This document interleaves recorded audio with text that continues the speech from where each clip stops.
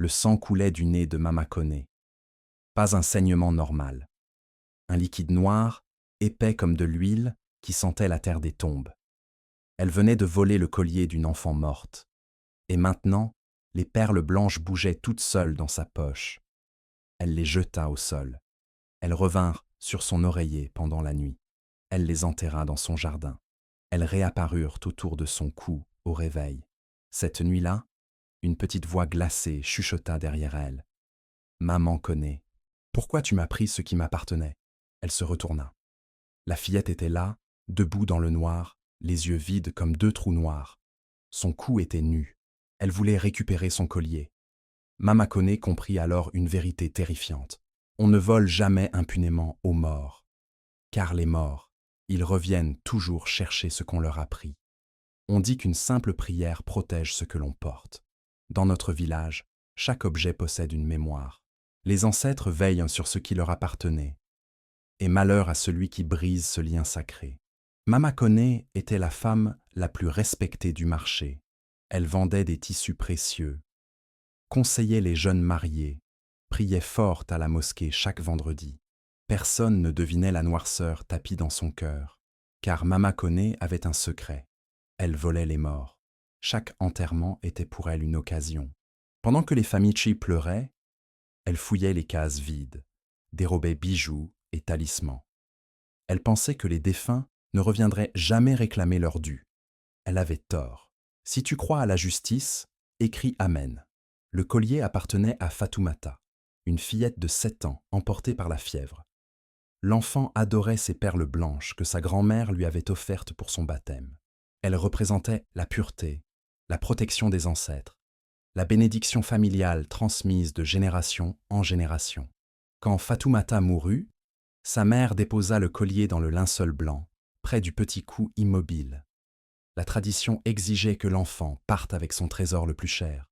Mais Mama Koné assistait aux funérailles, les yeux secs, calculant déjà son forfait.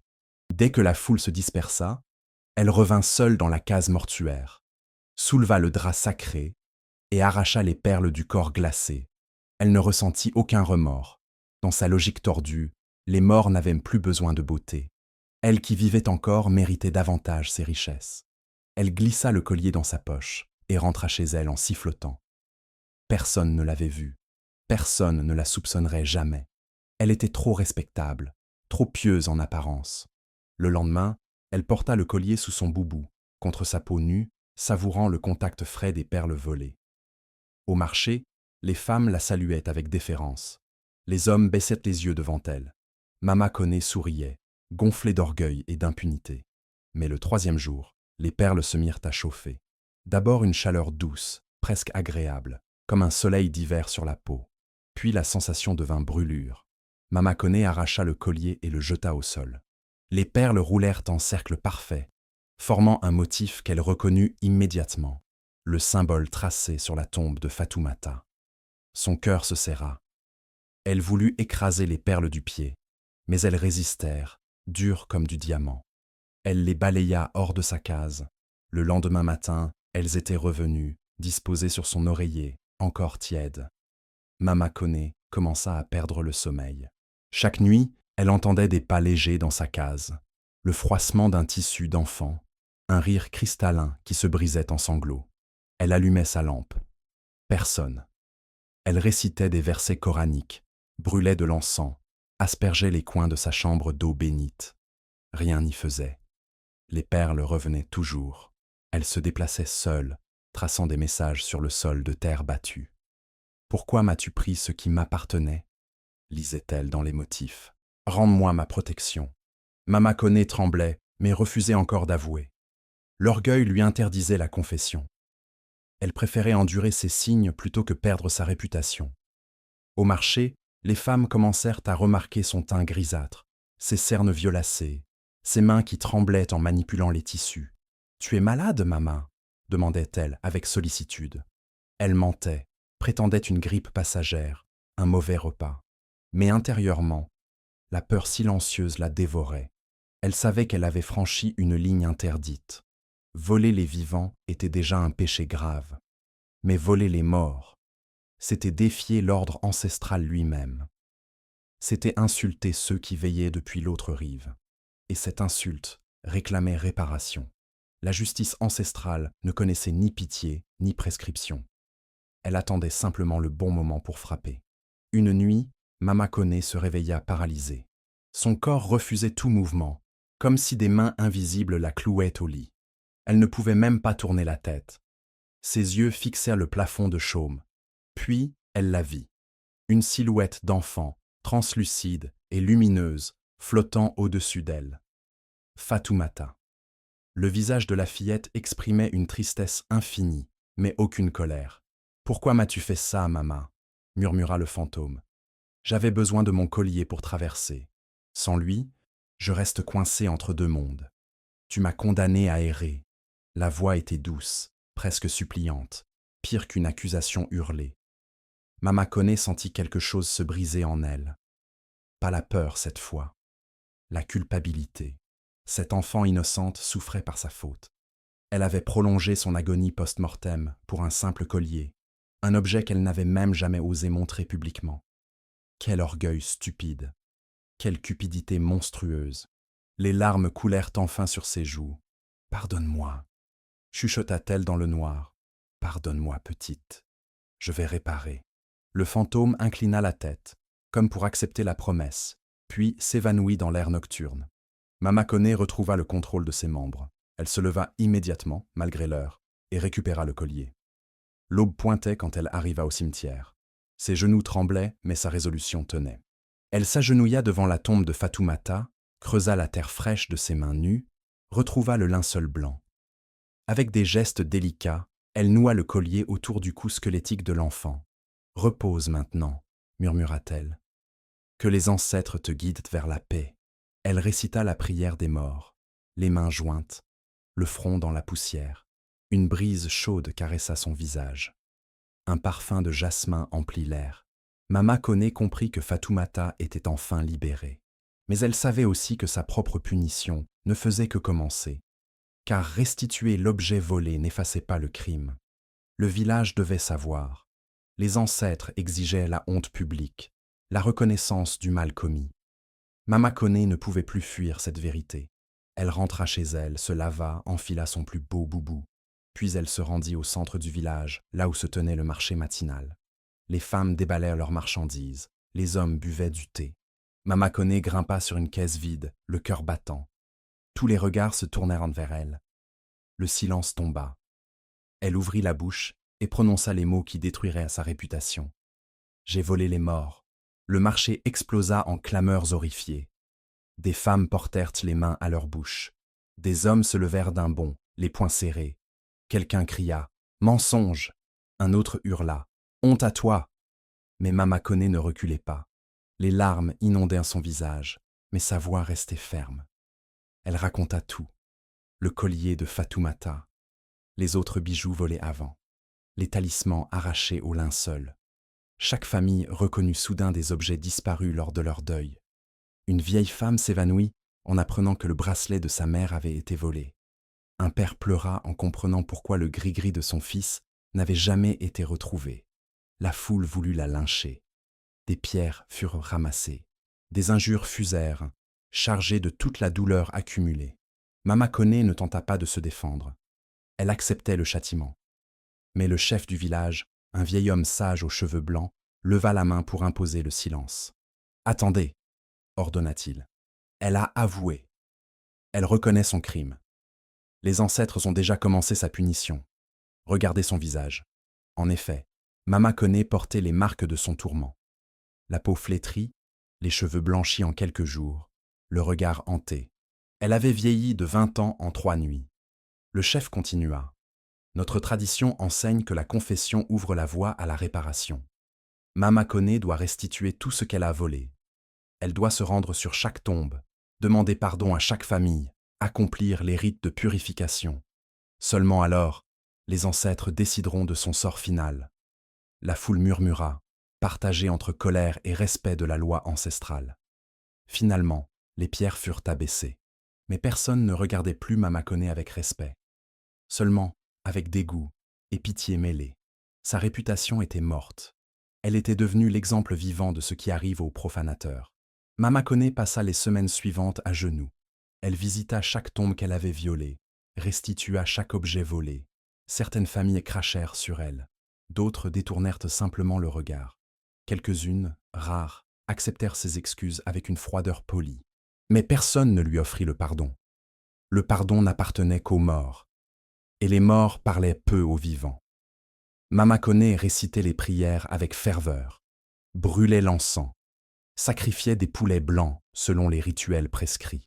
Chaque geste était accompli avec humilité.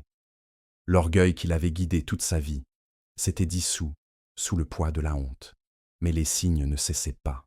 Même après avoir tout restitué, même après avoir confessé publiquement, Mama Kone continuait de recevoir des visites nocturnes. Pas seulement Fatoumata. D'autres fantômes venaient aussi. Un vieillard dont elle avait volé la montre en or. Une jeune mariée dont elle avait dérobé les boucles d'oreilles. Un bébé dont elle avait pris le hochet béni. Tous silencieux, tous accusateurs. Ils ne parlaient pas, ils se contentaient de la regarder.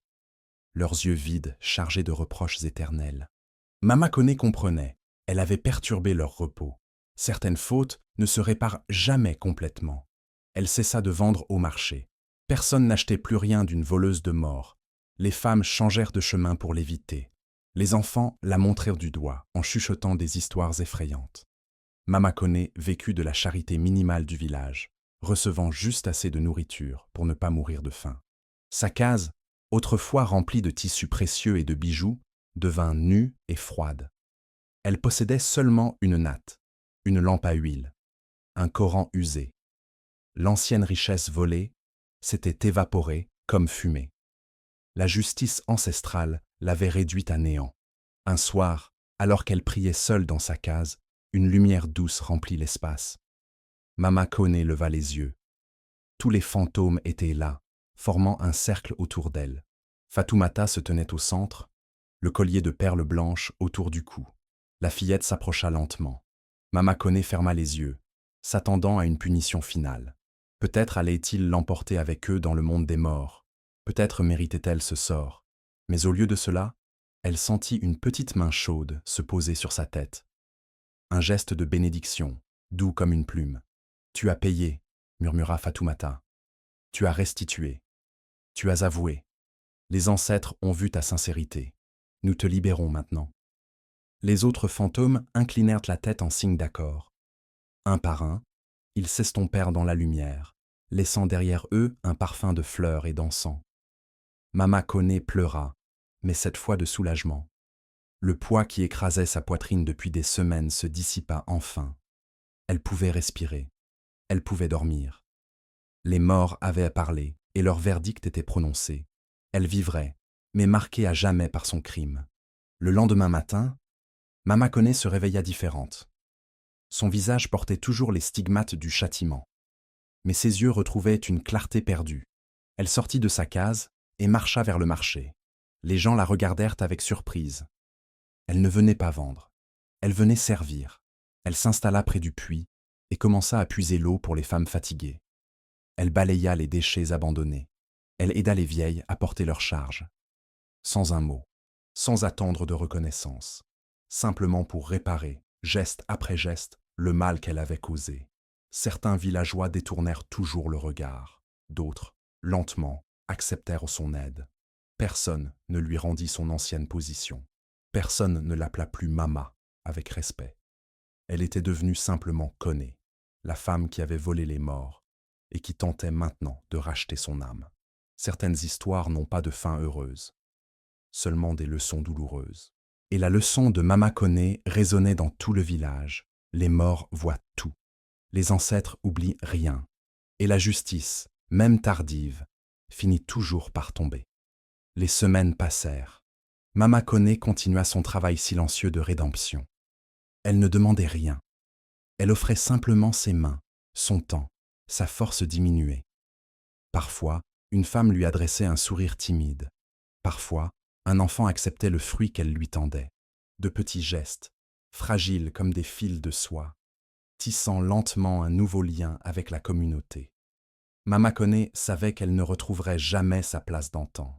Mais elle apprenait quelque chose de plus précieux, l'humilité véritable. Celle qui naît non de la peur, mais de la conscience profonde de ses fautes. 3 lunes après sa confession publique, un événement étrange secoua le village. Une femme tomba gravement malade. Awa, une jeune mère de 2 enfants, fut prise de fièvre violente que ni les plantes médicinales ni les prières ne parvenaient à apaiser. Le guérisseur du village examina longuement la patiente et déclara, le visage sombre, « Elle porte une malédiction. Quelqu'un a violé un objet qui lui appartenait. » Le mari d'Awa blêmit. Lors de l'enterrement de sa propre mère, 6 mois plus tôt, un bracelet en argent avait mystérieusement disparu. Ce bracelet protégeait les femmes de la famille depuis des générations. Le mari se tourna immédiatement vers Mama Kone. La rage déformait ses traits. « C'est toi !» hurla-t-il en la pointant du doigt. « Tu as volé le bracelet de ma mère. C'est pour ça qu'Awa souffre maintenant. » Mama Kone baissa la tête, accablée. Elle se souvenait de ce vol. C'était l'un des derniers qu'elle avait commis, quelques jours avant que Fatoumata ne commence à la hanter. Elle avait effectivement restitué le bracelet sur la tombe, mais apparemment trop tard. Le mal était déjà fait. La protection familiale avait été brisée, et Awa en payait maintenant le prix. Mama Kone s'approcha du mari, les mains jointes en supplication. « Je sais, » murmura-t-elle. « J'ai rendu le bracelet à ta mère, mais j'ai cassé le lien. Laisse-moi réparer. » L'homme hésita. Son instinct lui criait de la chasser, de la frapper même. Mais le désespoir l'emportait sur la colère. Sa femme se mourait. Il n'avait plus rien à perdre. « Fais ce que tu dois, » grogna-t-il finalement. « Mais si Awa meurt, tu la suivras. » La menace était claire. Mama Kone l'accepta d'un hochement de tête. Elle méritait cette justice. Elle avait semé la mort. Il était normal qu'elle en récolte les conséquences. Mama Kone se rendit au chevet d'Awa. La jeune femme délirait, trempée de sueur, le corps secoué de spasmes. Mama Kone posa une main tremblante sur son front brûlant et ferma les yeux. Elle récita la prière que sa propre grand-mère lui avait apprise dans l'enfance, avant que l'orgueil ne la corrompe. « Ancêtre de cette famille, pardonnez mon offense. J'ai brisé votre protection par cupidité. Prenez ma force pour restaurer ce que j'ai détruit. Que ma vie rachète ma faute. » C'était une prière dangereuse. Elle offrait sa propre énergie vitale en échange. Elle risquait de mourir pour sauver Awa. La case s'emplit d'une odeur d'encens, bien qu'aucun n'ait été brûlé.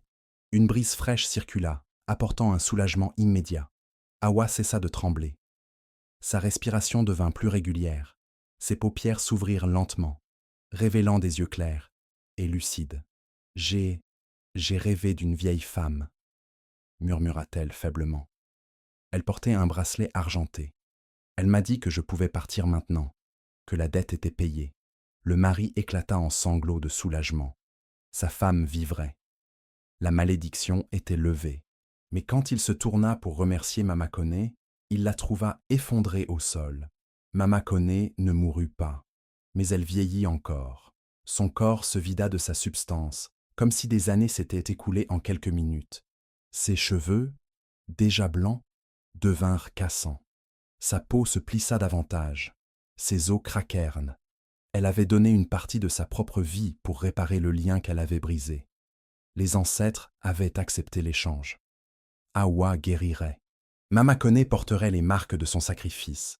Certains dans le village murmurèrent que c'était une justice parfaite. La voleuse de vie offrait maintenant sa propre vie pour sauver ceux qu'elle avait condamnés. Dans les jours suivants, d'autres cas similaires émergèrent. Des maladies inexpliquées, des accidents mystérieux, des cauchemars persistants. Tous liés aux objets que Mama Kone avait volés. Même restitués, ces objets portaient encore la trace de la profanation. Les liens ancestraux avaient été fragilisés, et Mama Kone était la seule capable de les réparer, au prix de sa propre essence. Elle ne refusa aucune demande. Chaque famille qu'elle avait blessée, elle la servit. Chaque malédiction qu'elle avait involontairement déclenchée, elle la combattit. Son corps se flétrit, ses forces diminuèrent, mais son âme, lentement, retrouvait sa pureté perdue. Les villageois assistaient à cette transformation avec des sentiments mêlés. Certains y voyaient une manipulation, une dernière tentative de Mama Kone pour regagner leur confiance. D'autres reconnaissaient à la sincérité de son repentir. Le chef du village, lui, comprenait ce qui se passait réellement. Mama Kone accomplissait un rituel ancien, presque oublié, le rachat par le souffle. Quand un crime contre les ancêtres était commis, le coupable pouvait offrir sa propre vie, non en mourant, mais en vivant pour réparer. Chaque guérison qu'elle accomplissait prenait un morceau de son existence. Elle se consumait lentement pour éteindre l'incendie qu'elle avait allumé. Une nuit, alors qu'elle achevait de soigner la dernière victime de ses vols, Mama Kone s'effondra. Les villageois la portèrent dans sa case. Le guérisseur examina son corps décharné et secoua la tête. « Elle n'a plus beaucoup de temps », annonça-t-il gravement. « Elle a donné presque toute sa force vitale. Les ancêtres ont accepté son offrande. Maintenant, ils vont la rappeler. » La nouvelle se répandit rapidement. À la surprise générale, des familles qu'elle avait blessées vinrent lui rendre visite. Pas pour se moquer, pas pour la maudire encore, mais pour reconnaître qu'elle avait payé, vraiment payé, au-delà de ce que quiconque aurait pu exiger. Le père d'Awa s'agenouilla près d'elle. « Tu as sauvé ma fille, » dit-il simplement. « Je te pardonne. » Une vieille femme dont elle avait volé le collier de sa défunte sœur posa une main ridée sur la sienne. « Tu as réparé, » murmura-t-elle. « Pars en paix. » Un par un, les villageois offriront leur pardon, non parce qu'ils oubliaient le crime, mais parce qu'ils reconnaissaient la rédemption. Mama Kone avait transformé sa honte en service, son orgueil en humilité, sa cupidité en sacrifice. Elle avait accompli ce que peu osaient, regarder son propre mal en face et le réparer au prix de tout. Cette nuit-là, Fatoumata apparut une dernière fois. La fillette souriait, le collier de perles brillant doucement autour de son cou. « Tu es prête maintenant, » dit-elle avec douceur. « Les ancêtres t'attendent. Ils ont préparé une place pour toi. Non parmi les maudits, mais parmi ceux qui ont su se relever. Tu seras gardienne, Mama Kone. Tu veilleras sur les objets sacrés pour que plus personne ne fasse ton erreur. » C'était une bénédiction inattendue, une seconde chance, même au-delà de la mort. Mama Kone ferma les yeux, apaisée. Sa respiration ralentit, son cœur battit une dernière fois. Puis, le silence. Les funérailles de Mama Kone furent simples, mais dignes. Le village entier se rassembla, non par obligation, mais par respect. Respect pour la femme qui avait chuté si bas et qui avait grimpé si dur pour se racheter. Le chef du village prononça l'éloge funèbre d'une voix grave. « Mama Kone nous a enseigné que la chute n'est jamais définitive tant que le cœur bat. Elle a volé les morts, oui. Elle a profané nos traditions. Mais elle a aussi montré qu'un criminel peut devenir un saint s'il accepte vraiment sa faute et travaille à la réparer. On l'enterra selon les rites, avec tous les honneurs dus à une ancienne du village. Aucun objet précieux ne fut placé dans son linceul, seulement un tissu blanc simple, brodé de prières de protection. Mais au moment de refermer la tombe, quelque chose d'extraordinaire se produisit. Des perles blanches apparurent mystérieusement sur le tissu, formant un collier identique à celui de Fatoumata. Personne ne les avait déposées. Elles étaient simplement là, offertes par les ancêtres eux-mêmes. Un signe que Mama Kone avait été accepté parmi les gardiens. Sa dette était payée. Son nom pouvait être prononcé sans honte. Dans les semaines suivantes, les villageois remarquèrent des changements subtils. Les cauchemars cessèrent. Les maladies mystérieuses disparurent. Une paix nouvelle s'installa, comme si l'air lui-même était devenu plus léger. Les objets volés puis restitués retrouvèrent leur pouvoir protecteur. Les liens ancestraux se renforcèrent. C'était comme si la confession et le sacrifice de Mama Kone avaient purifié non seulement son âme, mais le village entier. Le mal qu'elle avait semé, en étant arraché avec tant de douleur, avait laissé place à une terre plus fertile pour la foi. Les mères commencèrent à raconter l'histoire de Mama Kone à leurs enfants. Non comme un conte d'épouvante, mais comme une leçon de vie. « Vous voyez, » disait-elle, « même la pire faute peut être réparée si le cœur est sincère. Les ancêtres ne demandent pas la perfection, ils demandent l'honnêteté. Avouer ses erreurs, accepter la punition et travailler jour après jour pour reconstruire ce qu'on a brisé. C'est ça, la vraie foi. » Les enfants écoutaient, les yeux ronds, comprenant que les morts n'étaient pas seulement des juges sévères, mais aussi des guides patients. Un an après sa mort, le village décida d'ériger une petite stèle près du cimetière. Non pour glorifier Mama Kone, mais pour immortaliser sa leçon. On y grava ces mots en français et en langue locale. Ici repose celle qui vola les morts et qui apprit que la justice des ancêtres est sévère mais juste, que son histoire garde nos cœurs purs. Des visiteurs d'autres villages venaient de lire l'inscription et repartaient en pensif. L'histoire de Mama Kone voyageait de bouche en bouche, traversant les frontières, devenant légende. Une légende qui n'embellissait rien, qui ne cachait rien, mais qui disait la vérité crue.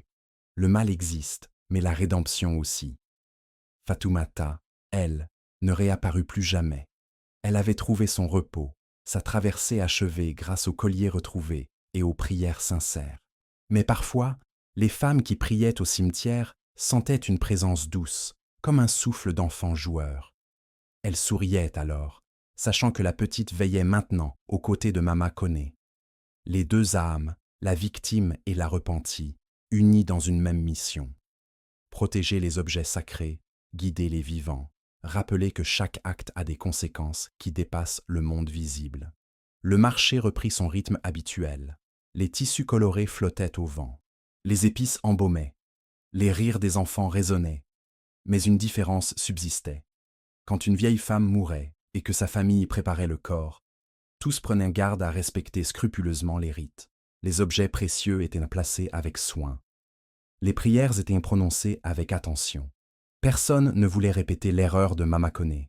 Personne ne voulait briser le lien entre les vivants et les morts. La peur n'était pas servile, mais respectueuse. Une peur saine qui préservait l'ordre sacré. Des années plus tard, une jeune femme du village commit un vol. Pas dans une tombe, mais dans une case abandonnée. Elle prit un vieux bracelet oublié, pensant que personne ne s'en soucierait. Mais cette nuit-là, elle fit un rêve.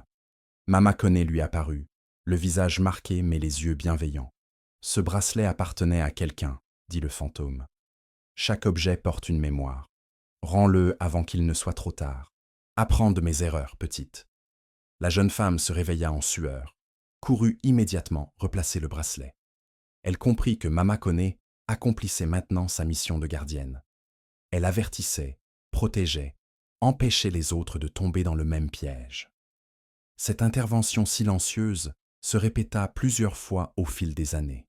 Chaque fois qu'un villageois s'apprêtait à commettre un acte sacrilège, Mama Kone apparaissait en rêve, pas pour punir, mais pour prévenir. « Je sais où mène ce chemin, disait-elle. Je l'ai parcouru jusqu'au bout. Épargne-toi cette douleur. Respecte les morts. Honore les ancêtres. C'est la seule paix véritable. » Certains ignoraient l'avertissement et souffraient ensuite. D'autres écoutaient et évitèrent le désastre. Mais tous savaient désormais que les morts veillaient et que parmi eux, une ancienne voleuse devenue gardienne accomplissait sa rédemption éternelle.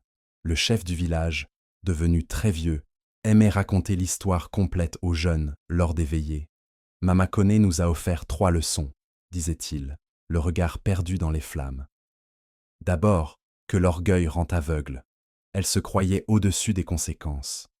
Ensuite, que les ancêtres voient tout et n'oublient rien. On ne peut jamais vraiment cacher un crime contre les morts. Et enfin, que la confession sincère ouvre toujours une porte vers le pardon. Pas un pardon facile, pas un pardon immédiat, mais un pardon possible si on accepte de payer le prix. » Les jeunes écoutaient, fascinés et effrayés à la fois.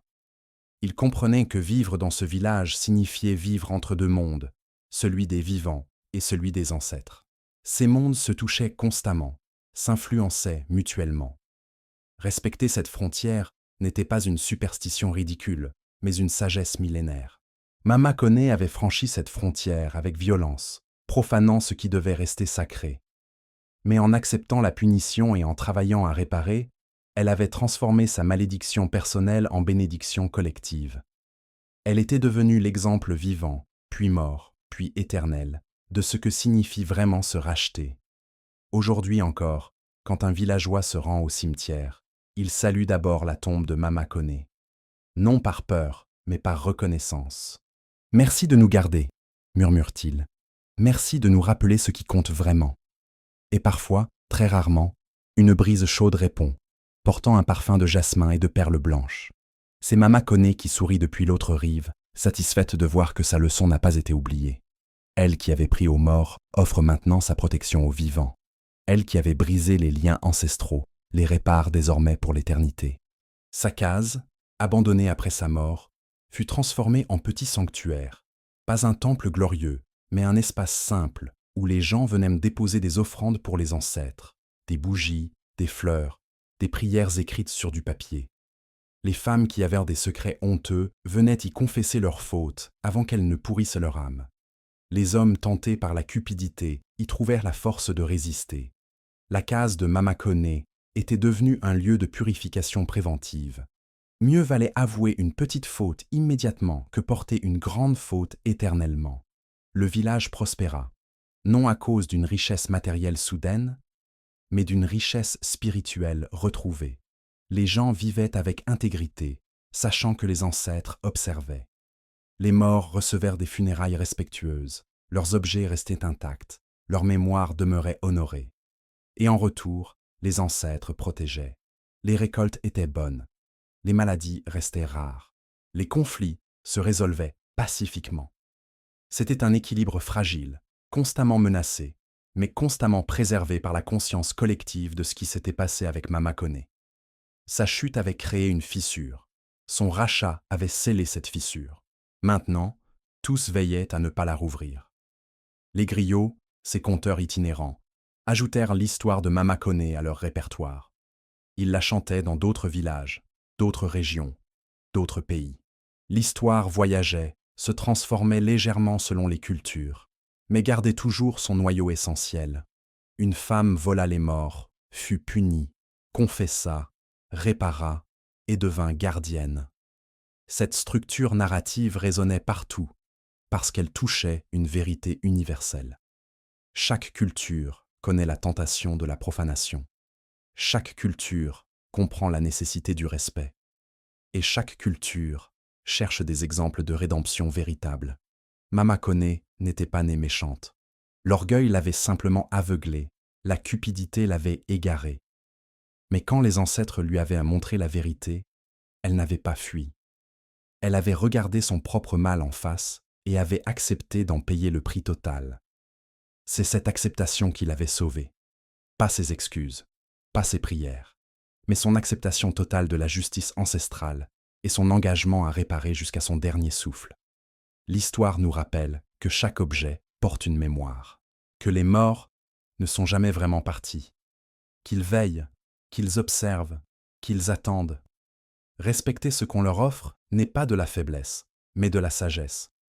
Et si jamais on commet une faute, même grave, même terrible, la porte de la rédemption reste ouverte, à condition d'avoir le courage de la franchir, à condition d'accepter la honte, la punition, le travail long et douloureux de reconstruction. Mama Kone repose maintenant en paix, son collier de perles blanches brillant dans l'obscurité de sa tombe. Elle protège les vivants contre les erreurs qu'elle a commises. Elle garde les objets sacrés qu'elle avait autrefois profanés. Et elle murmure aux oreilles de ceux qui sont tentés. Ne fais pas comme moi. Respecte les ancêtres. Honore les morts. C'est la seule voie vers la paix véritable. Si cette histoire t'a touché, si tu crois à la justice des ancêtres, écris Amen dans les commentaires. Abonne-toi pour découvrir d'autres histoires où les morts parlent et où les vivants apprennent. Garde cette leçon près de ton cœur. On ne vole jamais impunément aux morts. Mais on peut toujours se racheter si le cœur est sincère. Les ancêtres veillent, les morts n'oublient rien. Et Mama Kone, désormais, veille avec eux.